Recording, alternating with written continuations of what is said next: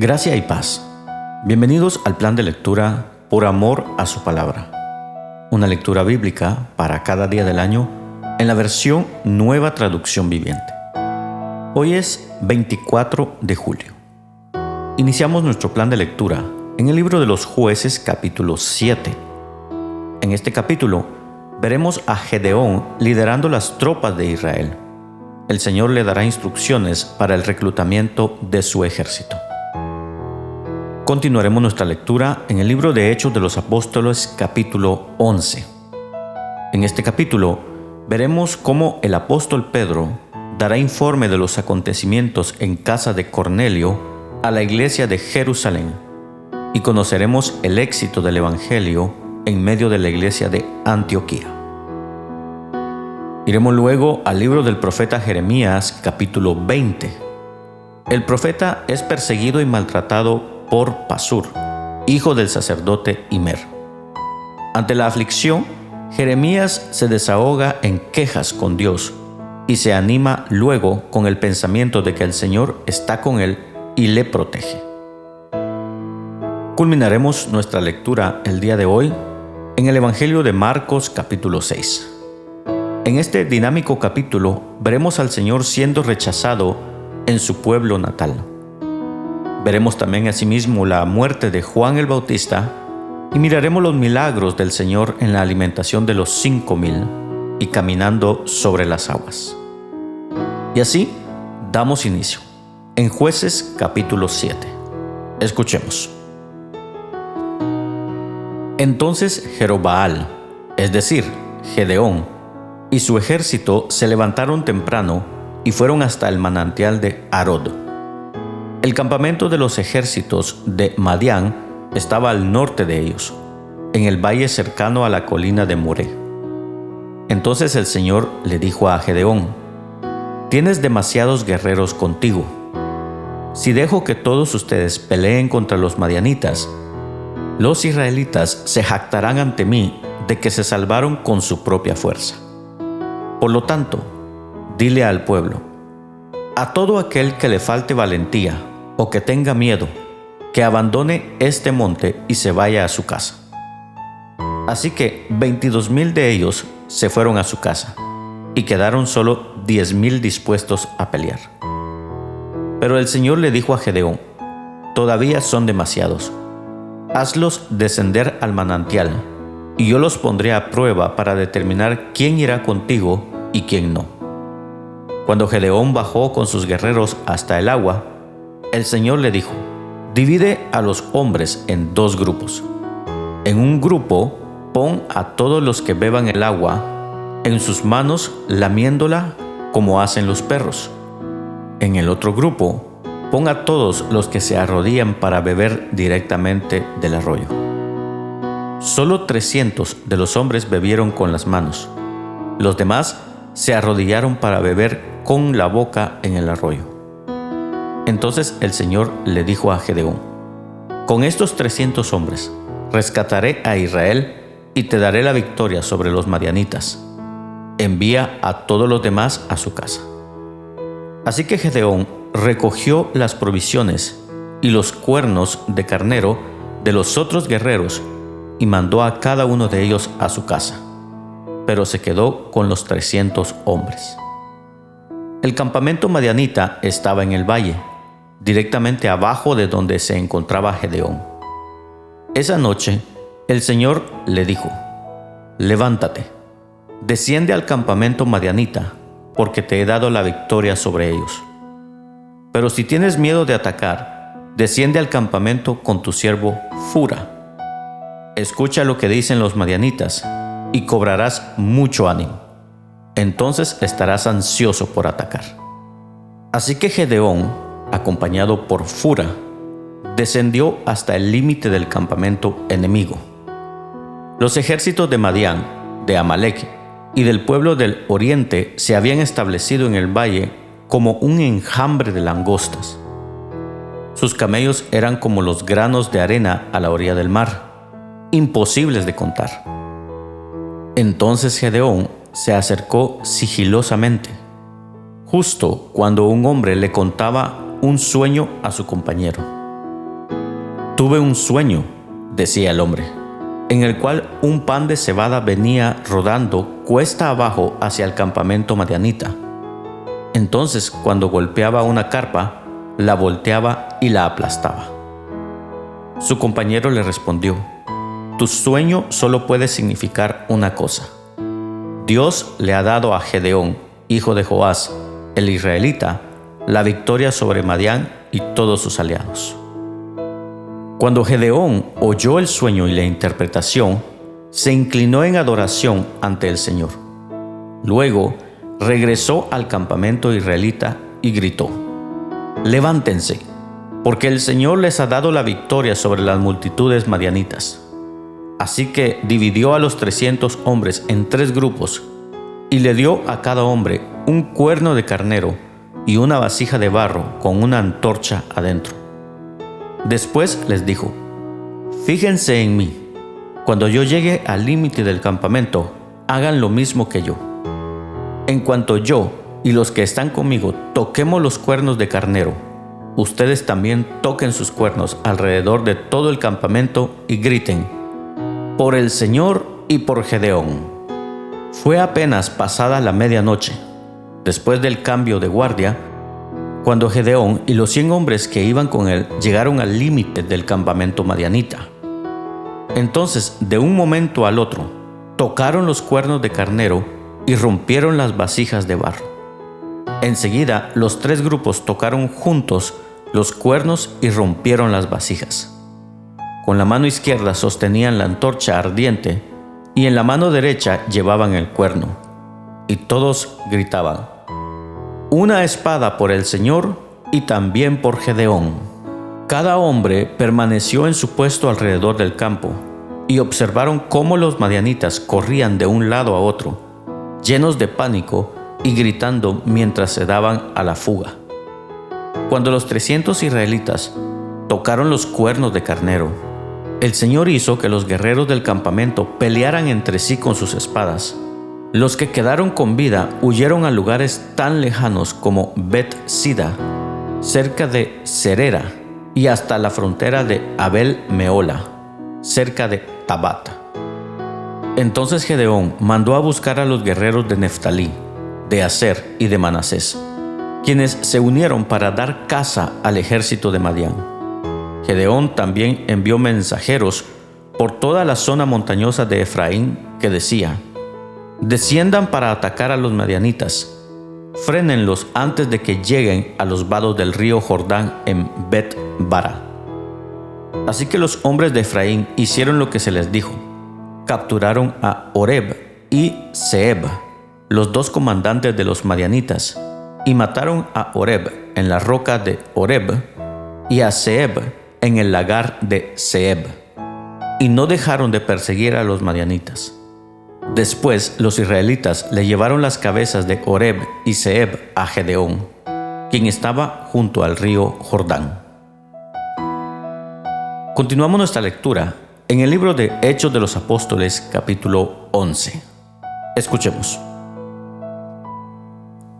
La noticia de que los gentiles habían recibido la palabra de Dios pronto llegó a los apóstoles y a los demás creyentes de Judea. Así que cuando Pedro regresó a Jerusalén, los creyentes judíos lo criticaron. Entraste en una casa de gentiles y hasta comiste con ellos, le dijeron. Entonces Pedro les contó todo tal como había sucedido. Yo estaba en la ciudad de Jope, les dijo, y mientras oraba, caí en un estado de éxtasis y tuve una visión. Algo parecido a una sábana grande descendía por sus 4 puntas desde el cielo y bajó justo hasta donde yo estaba. Cuando me fijé en el contenido de la sábana, vi toda clase de animales domésticos y salvajes, reptiles y aves. Y oí una voz que decía: levántate, Pedro, mátalos y come de ellos. No, Señor, respondí. Jamás he comido algo que nuestras leyes judías declaren impuro o inmundo. Pero la voz del cielo habló de nuevo: no llames a algo impuro si Dios lo ha hecho limpio. Eso sucedió 3 veces antes de que la sábana, con todo lo que había dentro, fuera subida al cielo otra vez. En ese preciso momento, 3 hombres que habían sido enviados desde Cesarea llegaron a la casa donde estábamos hospedados. El Espíritu Santo me dijo que los acompañara y que no me preocupara que fueran gentiles. Estos 6 hombres aquí presentes me acompañaron, y pronto entramos en la casa del hombre que había mandado a buscarnos. Él nos contó cómo un ángel se le había aparecido en su casa y le había dicho: envía mensajeros a Jope y manda a llamar a un hombre llamado Simón Pedro. Él te dirá cómo tú y todos los de tu casa pueden ser salvos. Cuando comencé a hablar, continuó Pedro, el Espíritu Santo descendió sobre ellos tal como descendió sobre nosotros al principio. Entonces pensé en las palabras del Señor cuando dijo: Juan bautizó con agua, pero ustedes serán bautizados con el Espíritu Santo. Y como Dios les dio a esos gentiles el mismo don que nos dio a nosotros cuando creímos en el Señor Jesucristo, ¿quién era yo para estorbar a Dios? Cuando los demás oyeron esto, dejaron de oponerse y comenzaron a alabar a Dios. Dijeron: podemos ver que Dios también les ha dado a los gentiles el privilegio de arrepentirse de sus pecados y de recibir vida eterna. Mientras tanto, los creyentes que fueron dispersados durante la persecución que hubo después de la muerte de Esteban, viajaron tan lejos como Fenicia, Chipre y Antioquía de Siria. Predicaban la palabra de Dios, pero solo a judíos. Sin embargo, algunos de los creyentes que fueron a Antioquía desde Chipre y Cirene les comenzaron a predicar a los gentiles acerca del Señor Jesús. El poder del Señor estaba con ellos, y un gran número de estos gentiles creyó y se convirtió al Señor. Cuando la iglesia de Jerusalén se enteró de lo que había pasado, enviaron a Bernabé a Antioquía. Cuando él llegó y vio las pruebas de la bendición de Dios, se llenó de alegría y alentó a los creyentes a que permanecieran fieles al Señor. Bernabé era un hombre bueno, lleno del Espíritu Santo y firme en la fe, y mucha gente llegó al Señor. Después Bernabé siguió hasta Tarso para buscar a Saulo. Cuando lo encontró, lo llevó de regreso a Antioquía. Los dos se quedaron allí con la iglesia durante todo un año, enseñando a grandes multitudes. Fue en Antioquía donde, por primera vez, a los creyentes los llamaron cristianos. Durante aquellos días, unos profetas viajaron de Jerusalén a Antioquía. Uno de ellos, llamado Agabo, se puso de pie en una de las reuniones y predijo por medio del Espíritu que iba a haber una gran hambre en todo el mundo romano. Esto se cumplió durante el reinado de Claudio. Así que los creyentes de Antioquía decidieron enviar una ayuda a los hermanos de Judea, y cada uno dio lo que podía. Así lo hicieron y confiaron sus ofrendas a Bernabé y a Saulo para que las llevaran a los ancianos de la iglesia de Jerusalén. Continuamos nuestra lectura en el libro del profeta Jeremías, capítulo 20. Escuchemos. Ahora bien, Pasur, hijo de Immer, el sacerdote encargado del templo del Señor, oyó lo que Jeremías profetizaba. Así que arrestó al profeta Jeremías, ordenó que lo azotaran y que lo pusieran en el cepo junto a la puerta de Benjamín, en el templo del Señor. Al día siguiente, cuando al fin Pasur lo puso en libertad, Jeremías dijo: Pasur, el Señor te ha cambiado el nombre. De ahora en adelante serás llamado el hombre que vive aterrorizado. Pues esto dice el Señor: enviaré terror sobre ti y todos tus amigos, y verás cuando sean masacrados por las espadas del enemigo. Entregaré al pueblo de Judá en manos del rey de Babilonia. Él los llevará cautivos a Babilonia y los traspasará con la espada. Y dejaré que tus enemigos saqueen a Jerusalén todos los tesoros famosos de la ciudad, las joyas preciosas, el oro y la plata de tus reyes serán llevados a Babilonia. En cuanto a ti, Pasur, tú y todos los de tu casa irán cautivos a Babilonia.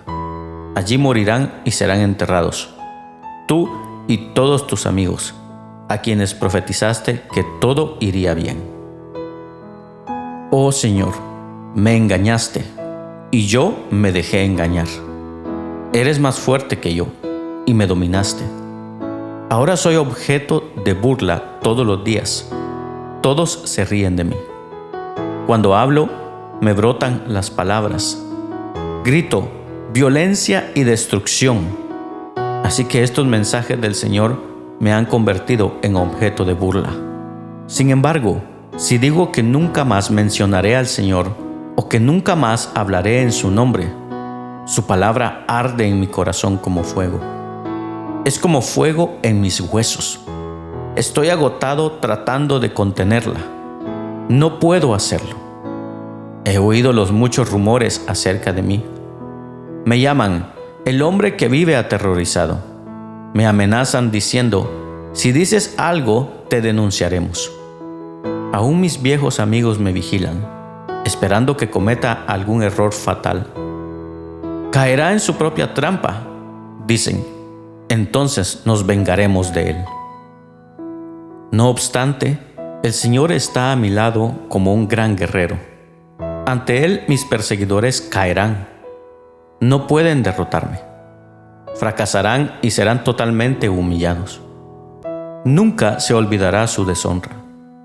Oh Señor de los ejércitos celestiales, tú pruebas a los justos y examinas los secretos y los pensamientos más profundos. Permíteme ver tu venganza contra ellos, porque a ti he encomendado mi causa. Canten al Señor, alaben al Señor, pues al pobre y al necesitado los ha rescatado de sus opresores. Sin embargo, maldigo el día en que nací. Que nadie celebre el día de mi nacimiento. Maldigo al mensajero que le dijo a mi padre, buenas noticias, es un varón. Que lo destruyan como a las ciudades de la antigüedad que el Señor derribó sin misericordia. Asústenlo todo el día con gritos de batalla, porque no me mató al nacer. Oh, si tan solo hubiera muerto en el vientre de mi madre, si su cuerpo hubiera sido mi tumba. ¿Por qué habré nacido? Mi vida entera se ha llenado de dificultades, de dolor y de vergüenza. Culminamos nuestra lectura el día de hoy a través del Evangelio de Marcos, capítulo 6. Escuchemos. Jesús salió de esa región y regresó con sus discípulos a Nazaret, su pueblo. El siguiente día de descanso, comenzó a enseñar en la sinagoga y muchos de los que lo oían quedaban asombrados. Preguntaban, ¿de dónde sacó toda esa sabiduría y el poder para realizar semejantes milagros? Y se burlaban, es un simple carpintero, hijo de María y hermano de Santiago, José, Judas y Simón, y sus hermanas viven aquí mismo entre nosotros. Se sentían profundamente ofendidos y se negaron a creer en él. Entonces Jesús les dijo, un profeta recibe honra en todas partes, menos en su propio pueblo y entre sus parientes y su propia familia. Y, debido a la incredulidad de ellos, Jesús no pudo hacer ningún milagro allí, excepto poner sus manos sobre algunos enfermos y sanarlos, y estaba asombrado de su incredulidad. Después Jesús fue de aldea en aldea enseñando a la gente. Reunió a sus 12 discípulos, comenzó a enviarlos de 2 en 2 y les dio autoridad para expulsar espíritus malignos. Les dijo que no llevaran nada para el viaje, ni comida, ni bolso de viaje, ni dinero, sino solo un bastón. Les permitió llevar sandalias, pero no una muda de ropa. Les dijo, por todo lugar que vayan, quédense en la misma casa hasta salir de la ciudad. Pero si en algún lugar se niegan a recibirlos o a escucharlos, sacúdanse el polvo de los pies al salir para mostrar que abandonan a esas personas a su suerte.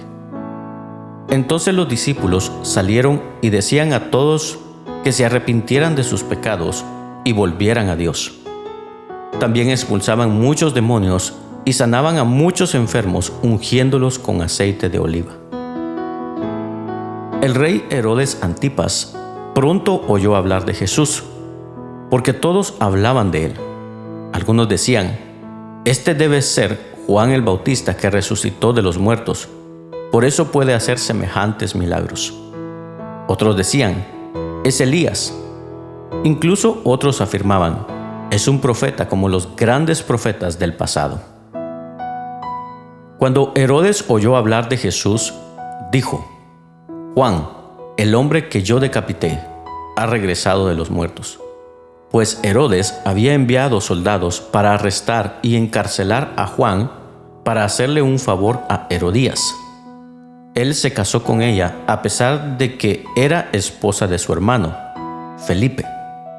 Juan le había estado diciendo a Herodes: es contra la ley de Dios que te cases con la esposa de tu hermano. Por eso Herodías le guardaba rencor a Juan y quería matarlo. Pero sin el visto bueno de Herodes, ella no podía hacer nada, porque Herodes respetaba a Juan y lo protegía porque sabía que era un hombre bueno y santo. Herodes se inquietaba mucho siempre que hablaba con Juan, pero aún así le gustaba escucharlo. Finalmente, Herodías tuvo su oportunidad en el cumpleaños de Herodes. Él dio una fiesta para los altos funcionarios de su gobierno, los oficiales del ejército y los ciudadanos prominentes de Galilea. Luego, la hija del rey, también llamada Herodías, entró y bailó una danza que agradó mucho a Herodes y a sus invitados. «Pídeme lo que quieras», le dijo el rey a la muchacha, «y te lo daré». Incluso juró: «Te daré cualquier cosa que me pidas, hasta la mitad de mi reino». Ella salió y le preguntó a su madre: «¿Qué debo pedir?». Su madre le dijo: «Pide la cabeza de Juan el Bautista». Así que la muchacha regresó deprisa y le dijo al rey: «Quiero ahora mismo la cabeza de Juan el Bautista en una bandeja». Entonces el rey se arrepintió profundamente de lo que había dicho, pero debido a los juramentos que había hecho delante de sus invitados, no le podía negar lo que pedía. Así que envió de inmediato a un verdugo a la prisión para que le cortara la cabeza a Juan y luego se la trajera. El soldado decapitó a Juan en la prisión, trajo su cabeza en una bandeja y se la dio a la muchacha, quien se la llevó a su madre. Cuando los discípulos de Juan oyeron lo que había sucedido, fueron a buscar el cuerpo y lo pusieron en una tumba. Los apóstoles regresaron de su viaje y le contaron a Jesús todo lo que habían hecho y enseñado. Entonces Jesús les dijo: «Vayamos solos a un lugar tranquilo para descansar un rato». Lo dijo porque había tanta gente que iba y venía que Jesús y sus apóstoles no tenían tiempo ni para comer. Así que salieron en la barca a un lugar tranquilo, donde pudieron estar a solas. Pero muchos los reconocieron y los vieron salir. Y gente de muchos pueblos corrió a lo largo de la orilla y llegó antes que ellos. Cuando Jesús salió de la barca, vio a la gran multitud y tuvo compasión de ellos, porque eran como ovejas sin pastor. Entonces comenzó a enseñarles muchas cosas. Al atardecer, los discípulos se le acercaron y le dijeron: «Este es un lugar alejado y ya se está haciendo tarde. Despide a las multitudes para que puedan ir a las granjas y aldeas cercanas a comprar algo de comer». Jesús les dijo: «Denles ustedes de comer». «¿Con qué?», preguntaron. «Tendríamos que trabajar durante meses para ganar suficiente a fin de comprar comida para toda esta gente». «¿Cuánto pan tienen?», preguntó. «Vayan y averigüen». Ellos regresaron e informaron: «Tenemos 5 panes y 2 pescados».